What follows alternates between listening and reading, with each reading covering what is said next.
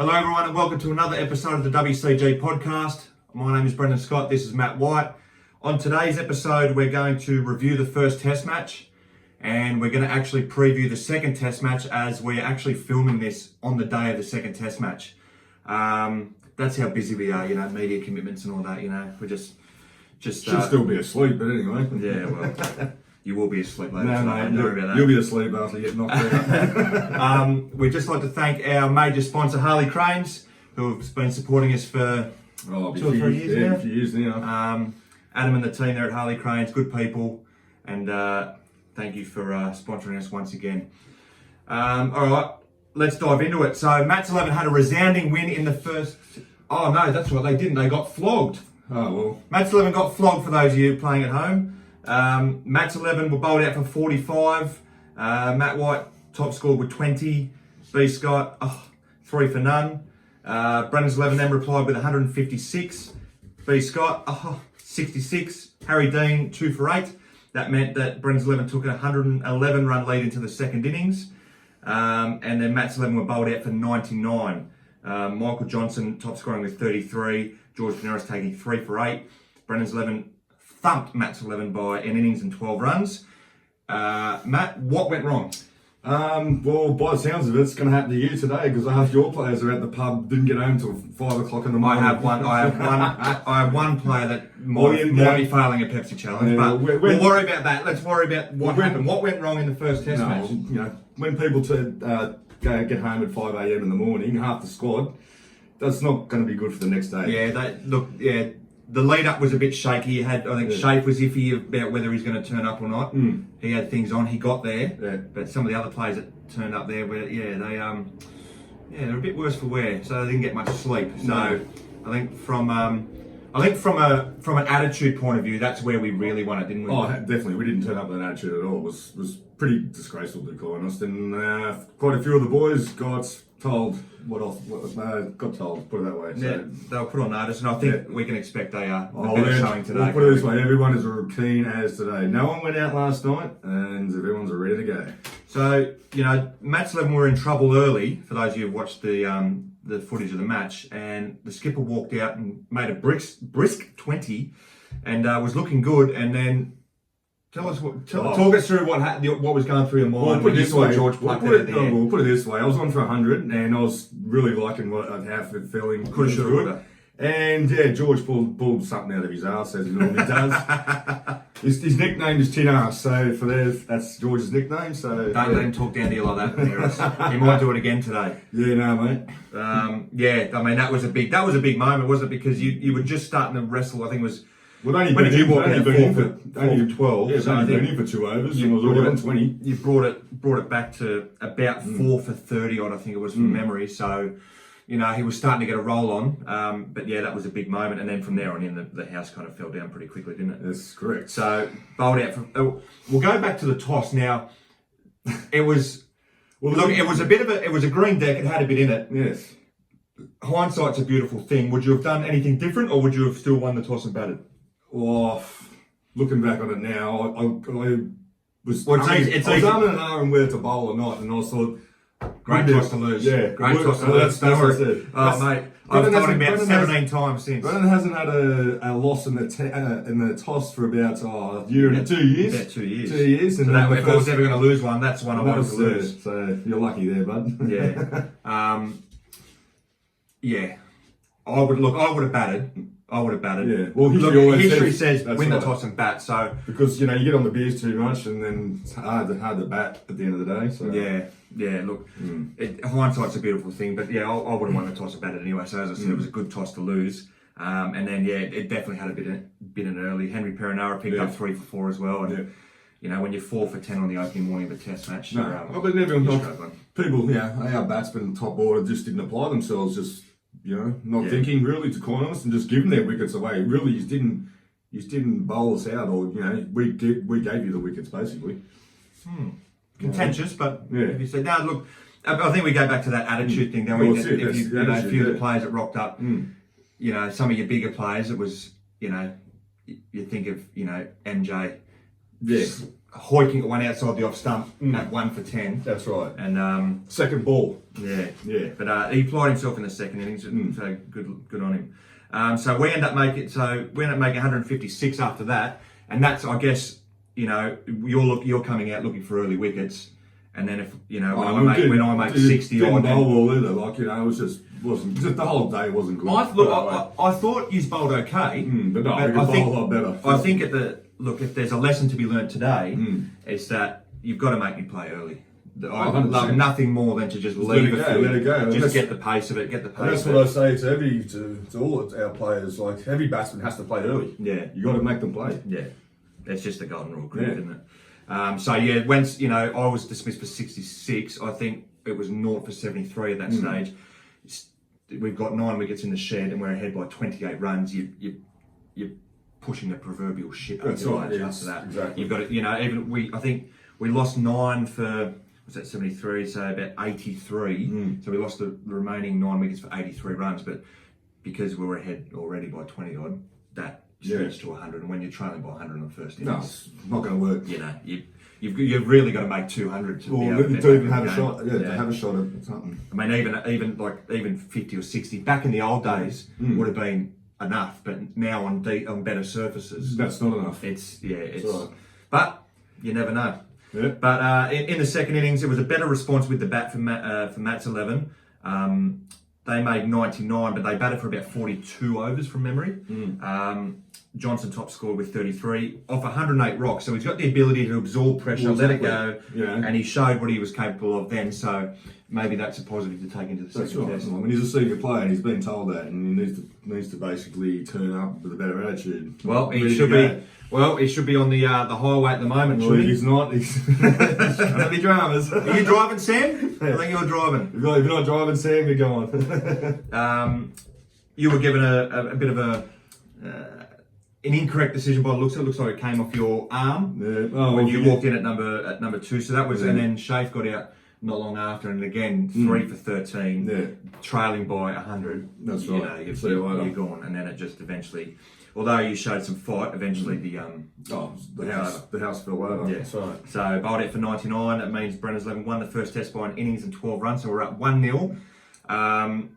Pinero's picking up 3. He picked up 4 wickets for the match. Bowling picked up 4 wickets for the match. I picked up 4 wickets for the match. Perinara picked up 4 wickets for the match. We've got a lot of positives.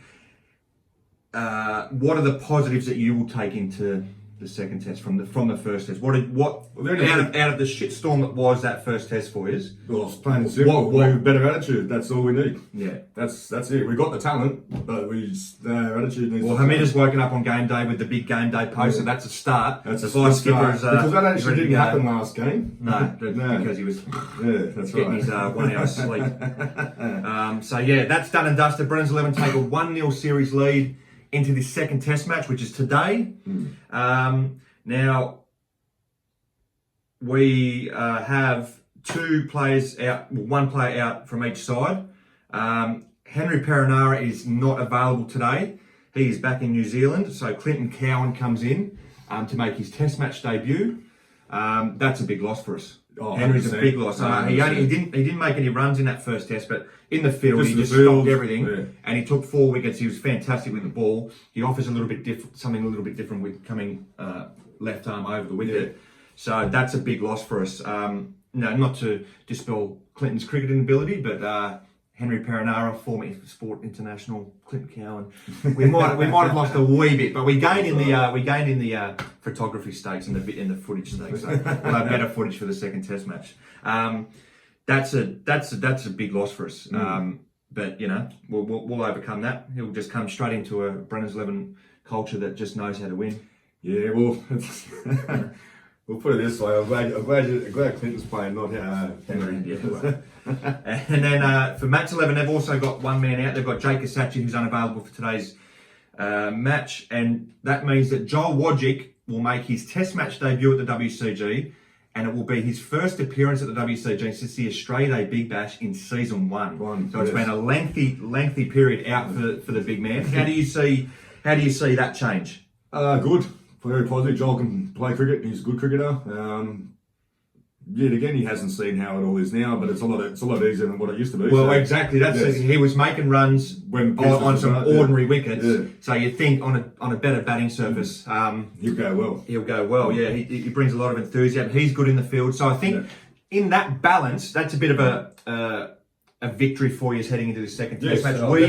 He's keen as mustard too, so he can't wait and it'll be good. Like he'll bat at 6, can have a look at what's going on, get the feel for it, and it should be good. Yeah, he's dynamic in the field, good with the bat, and I think the balance now has just shifted your way in the fact that we lose Henry and gain Clinton. I think you guys have lost Jake, but maybe just gained Joel. So it might have just swung in your. You've got a bit of a moral victory heading into this second test match.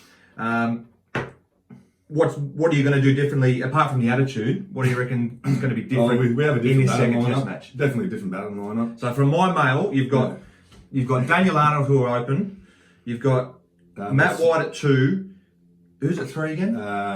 Harry. Harry at 3. So Harry moves from opener to 3. Shafe at 4. Johnson at 5. Joel 6. That's a Nathan 7. Nathan 7. That's a handy. Lineup. That we've got to do better with the youngsters because I got a message at midnight last night. Oh, yeah, so do I. It's the game on. Yeah, from Nathan. No, we didn't tell the boys. I said, please tell me you're playing, and he's like, yeah, bro, we're there. I was like, I was thinking, well, hang on, the dates are. So this is what happens when you play too much PlayStation. You don't know what's going on. Yeah, they're in the social media age. I should see what's going on Instagram. Come on, boys. Exactly, boys. Lift your game. We'll have a WCG game on PlayStation not too long. So yeah, look, today's the second test match. We're looking forward to it. If Brennan's 11 win this test match, we win the series. Matt's 11 need to win from here on out. Feeling confident. I mean, look, no side has ever lost the first test match and gone on to win the series. So, yeah, feeling confident actually. We've got it. You just got to get the business done today, don't you? People know what to do. Everyone knows what we have to do today, so that's it. Weather's good. There's no forecast of rain. No, not so at all. We're going to get a result today. It's going to be quite hot too in the backyard after yesterday's downpours. It'd be nice. It'd be quite steamy, I reckon. Yeah. So get the staminade ready. Yeah, well, I've got 2 staminades. Yeah. VB staminade. So pitch. How do you think the pitch is going to play? The pitch is the grub got into it. It's killed a bit of the grass, but it looks. It's fine. It's still flat. It'll still flat. It'll play properly. Still a good batsman's wicket. No It was a bit of live grass near on a good length, so that's something encouraging. But that'll die out as the day goes. Ripped the covers off this morning. Looks good. So I think it'd be a little bit. It would be not as juicy as the last wicket. But it'd be a little bit similar in that it may do a bit early, but I think it will flatten out very early. I think it'll be flattened there very. It's at 8 o'clock this morning. It's quite hot in the backyard already, so it'll be. So I think good batting track tonight. So I think it's win the toss and bat. Yeah, definitely. Win the toss and bat. There's no questions about that. So 1-0 heading into the second test match. Matt's 11 fancy themselves to make it 1-1 today. Brennan's 11 have predicted 3-0 for the series, so I have to go with us again today. Even though we're down one of our main stocks, I think we'll come through with the goods. What do you reckon? No. All right. It's only going to be a short podcast because we've got to get to the ground and actually play the match, prep a few things. So we're going to end this podcast with no fan questions, but we're going to go through a couple of the comments from the videos that surfaced throughout the first test. I'll go with the first one. Actually, no, that's the first one. So this is from Daryl Davis. Well, what a disgrace that was. And started with the captain hiding at number 5 after talking a big game. Surely got to be brought up at the podcast. Captain coward or courageous? Ooh. Love your work, guys. Now he did qualify that in another comment saying I'm only having a laugh. Yeah, I know. All right, so all good, Bina. So captain hiding at number 5. Oh, I actually batted 4. Pretty sure it was, wasn't it? No, it's 5 because you walked out at 4 for fucking That's shit. Right. We'll normally do bat at around 4 or 5 anyway. So normally, like against the Kiwis, I batted 4. Blah blah. So I think the reply is, look, you go in with an order that you think is going to work, and I don't think it was hiding it at at 5, but that'll probably take us into the next one. Aiden Beard. Poor captaincy from Matt so far. Why teams continue to send out their weaker batsmen when Scott is bowling is beyond me. Good boy.